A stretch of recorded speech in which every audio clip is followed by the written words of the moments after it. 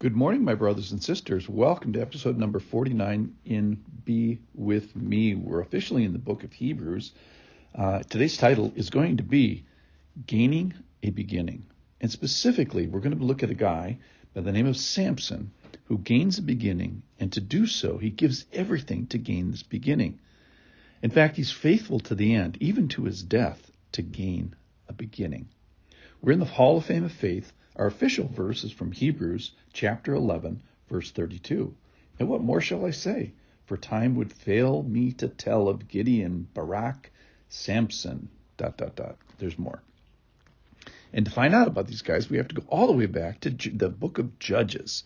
And Samson's life is in 4 chapters, 13, 14, 15, and 16 of the book of Judges.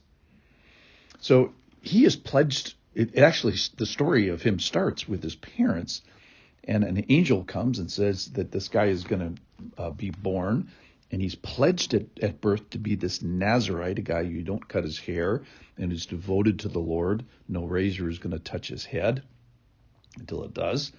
And he is promised, and the prophecy over him is that he will begin to save Israel from the hand of the Philistines. Now, his promise is that his whole life is going to be dedicated to a beginning.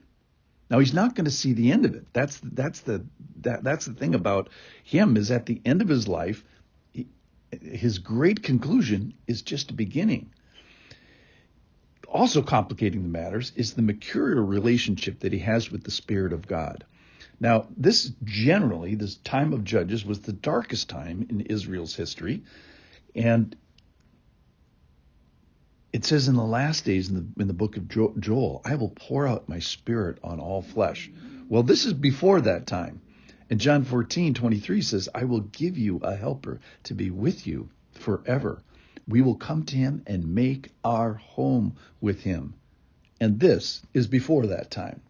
So the Spirit of the Lord begins to stir in Samson. And when it does, he kind of becomes untouchable. He's unkillable. He rips a lion apart with his bare hands. He's known for his bravery when the Spirit of the Lord rushes on him. And he starts to fight back and kill some of the Philistines. First, he kills 30 with his bare hands. Then they give him a weapon, and he kills 1,000. That the weapon is a jawbone of a donkey. And then finally, in his last heroic, fatal act, he kills 3,000 by knocking down this temple where they're having this big party. And all the while, he knows that you, Lord, he prays and says, you, Lord, have granted this great salvation by the hand of your servant. So he knows that he is on this task that the angel gave him before he was born, which is to begin to save Israel from the hands of the Philistines. All right, so he's a man for his time, certainly. Against him, like if you wanted to criticize him, you would say, well, he's lustful. He goes to a prostitute. He's certainly passionate. He's women-oriented, and he's probably a little naive. But on the other hand, he's strategic with his actions. He's faithful to the end, even though he probably messes up a time or two. And he takes his mission from the beginning of his life to the end of his life. And so let's put it together and like say, what is there to gain from us? What can we learn about this guy? What's admirable about him? Why did he make the Hall of Fame of Faith? Well, number one, he has this beauty of believing and faithful and obedient parents. That's great. Secondly, he stays on task. And what is his task? To begin to save Israel from the Philistines. So when he gets to the end, he's still at a beginning. And he uses his gifts on task until the bitter end. In fact, the story closes with him giving his life to be on task to kill some more Philistines. All right. Thirdly, he does his best he could, I think, with wisdom and strategy in this on-again, off-again stirring and rushing and not rushing of the Spirit. Little did he know at one point in his life where he did not know that the Lord had left him because of the vow breaking when his hair got cut because of deception. Even so, he hangs in there, and he has this prayer of dependence even at the end, all the way to the end.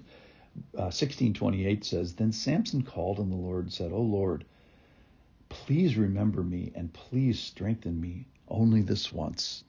And then he knocks down the temple, and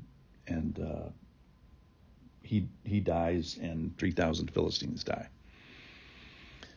So, in conclusion about Samson, so he gains a beginning, and he gains only a beginning of saving Israel, or beginning to save Israel from the hand of the Philistines. So his whole life is dedicated towards gaining a beginning. He gives everything, and you could even say loses everything, to gain this beginning.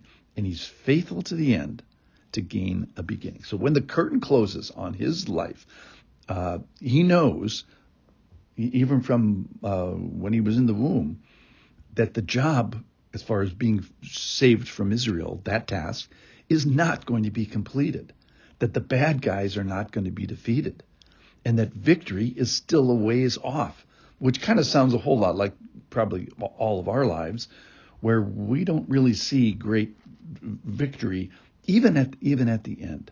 So I think Samson has admirable faith, and he is a great example of faithful pursuit to gain a beginning all the way to the end. He's a great example of faithful pursuit to gain a beginning all the way to the end.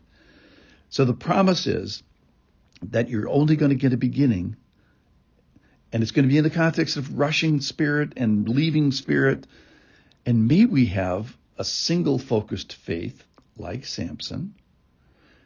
And we have the advantage of having a constant indwelling Holy Spirit. But I think, too, we're going to probably see some promises that aren't done. And so our choice is, are we going to be faithful to gain the beginnings that the Lord has for us, like Samson? So let's be faithful to gain a beginning. Thanks for listening.